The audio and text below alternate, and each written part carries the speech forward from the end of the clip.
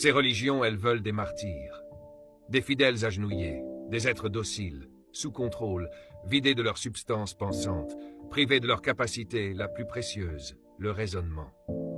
Mais la vie est bien plus vaste, bien plus riche, que les murs étroits d'un dogme religieux. La vie ne doit pas être un champ de bataille sanglant, une arène de règlement de comptes pour des dieux colériques et vengeurs. Moi, je préfère la douceur de l'entente, la chaleur de l'amitié, la beauté de la concorde et l'harmonie vibrante plutôt que les conflits incessants, les épées levées, brandies au nom d'une piété meurtrière ou d'un dieu qui, paradoxalement, se délecterait du sang des êtres qu'il aurait lui-même engendrés.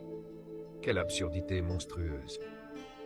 Alors dites-moi, qui est le véritable enfant de Dieu, celui dont le cœur s'ouvre à l'amour et qui vit en harmonie et en paix avec le monde entier, sans exclusion, sans jugement, ou celui qui s'enferme dans les geôles du sectarisme, qui obéit aveuglément à des dogmes rigides et étouffants, et qui rejette avec virulence quiconque ose penser différemment?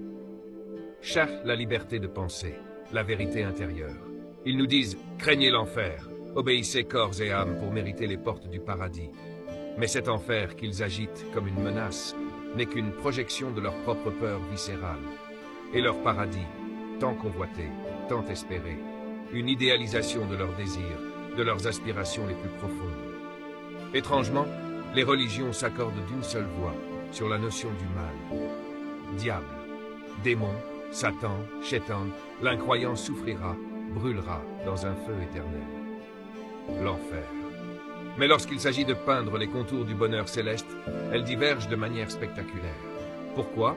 Simplement parce qu'à la base, le malheur est universel, mais le bonheur est une chose profondément subjective. Ce qui me transcende de joie et de bonheur ne trouvera peut-être aucun écho dans le cœur d'un autre. Voilà pourquoi.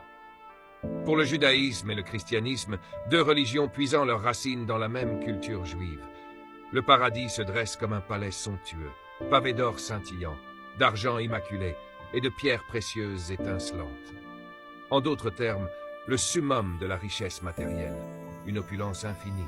N'est-ce pas là le reflet pur et simple de la cupidité légendaire que l'on prête aux Juifs? Et pour l'islam, né des sables arabes, le paradis se révèle être un lieu de délices sensuelles, où l'érection ne faiblit jamais, où un harem de houris, ces vierges au sein pointu, 70 pour chaque élu, attend pour satisfaire des désirs charnels, sans fin. N'est-ce pas l'écho de la libido débridée que l'on associe à la culture arabe?